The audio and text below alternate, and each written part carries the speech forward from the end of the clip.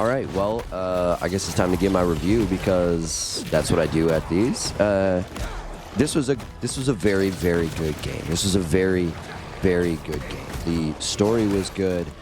It was a very good continuation of adding in some stuff from the first one into this one and kind of making the story bigger than it probably would be on its own. Venom was cool. The boss fights were cool. Kraven was cool. But it wasn't... The gameplay wasn't significantly better than the first one. And maybe it's because I played them for the first time so close to each other that it didn't seem as apart as it did. But this game reminds me a lot of the Assassin's Creed games in the fact that, like, basically one or two buttons tries to do everything that you can do. And just like all of the Assassin's Creed games and all of these kind of games before it, it falls into that trap of trying to give you too much stuff to do and the game not being able to do half of it when you're trying. You're surrounded by enemies, you're trying to parry some of them, you're trying to defend some of them. Half the time, neither of them works, and you just sit there and you get your ass kicked. And it's just not, for a next-gen game, like, it's just not good enough. It's not developed well enough to handle that kind of stuff. And I can't believe I'm saying this about a next-generation game. There shouldn't be these issues. You know, not to mention, I know off the top of my head, this game's crashed at least twice on me. I think 3 times total. What the fuck are we doing with the next generation game still crashing mid-game? Like, it's not even on PC. Like, I'm on a console. You only have so much stuff to work with, and you still can't seem to get it to work. It's 2023, dude. We've been dealing with these problems since PlayStation first came out. 5 generations later, you haven't fixed this problem? Like, come on, dude.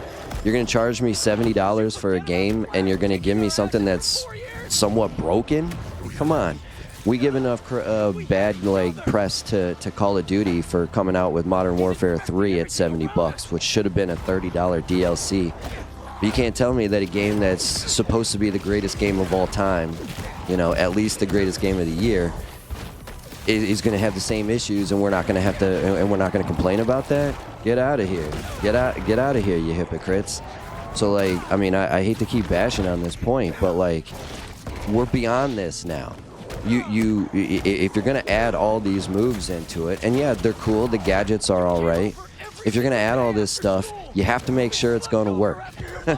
You know, you have to make sure it's going to work, because I can't tell you how many times I'm sitting there trying to, like, fly through the city, and, like, it can't differentiate between whether I should be flying on my little suit, grabbing onto one of the buildings, shooting onto some of the, like hooking onto some of the things so I can land on ground. Like, I mean, it's just so all over the place that, like, it brings down the value of the game. Again, you can have the greatest story in the world, but if the gameplay sucks, you're not going to want to continue playing that game. And there were multiple times, especially in this little end here piece, where it was like, what the fuck am I doing? Why am I jumping all over here? Clearly, I'm looking at this guy. You know, I can't lock on to anybody, so it's like just trying to figure out, like, it's just like randomly throwing my stuff at certain enemies. It's like, no, dude, why? I'm clearly looking at this dude. I'm trying to fight this big guy over here, and you're over here shooting it at, like, little things. Like, what is going on here? Why are you doing this? And I know we've had a couple of updates in these games, but the updates have actually seemed to make it worse. You know, like, I can't get my head around the fact that we're in Generation 5 of the PlayStation, and we're still having PS1 issues with the gameplay and how the game works and everything. Because I mean, I gotta downgrade you for that, because everything else was great. Again, you know, they revamped the story.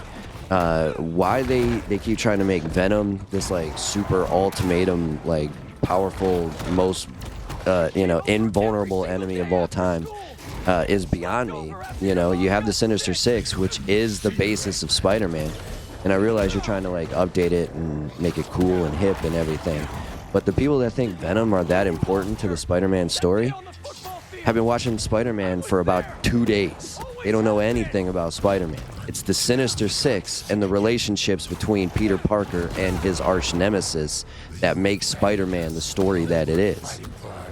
But, you know, hey, but they did a good job bringing in Kraven the Hunter. That way they can sell their movie coming out. They did a good job bringing in Venom.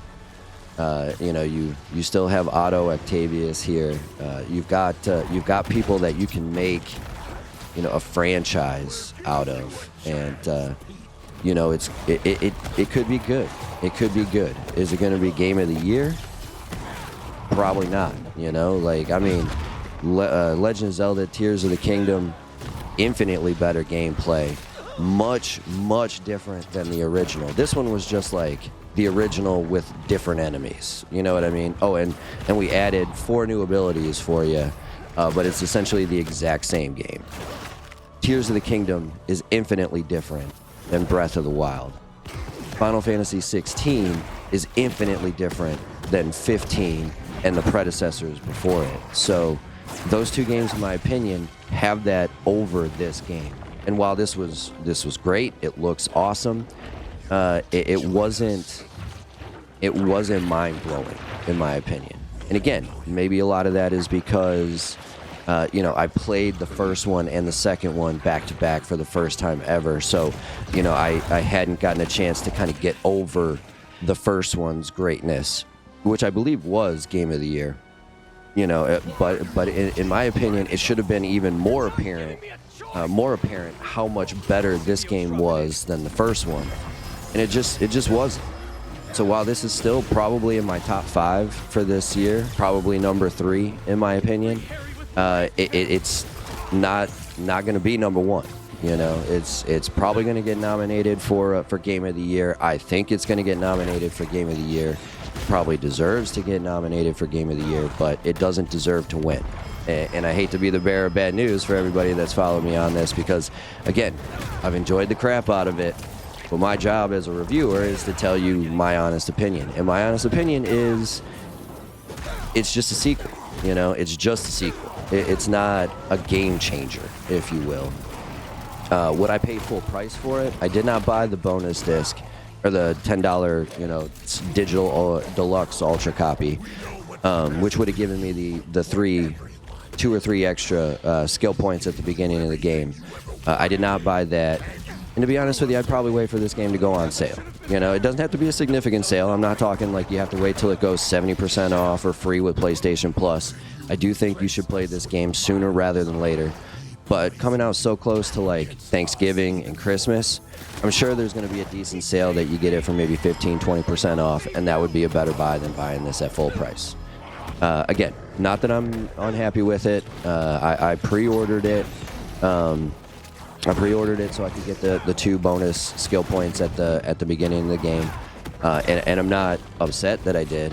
But at the same time, you know, looking back on it, might have been worth more like $50 than $70. So, still an A+ game. I give it about 1.5 star, 1.5 thumbs up, 1.5. 2 would be Final Fantasy 16, Legend of Zelda: Tears of the Kingdom, and then this would be 1.75. Really, you know, not quite 2, but definitely worth picking up. And if you're a PlayStation 5 owner, I encourage you to do so. So.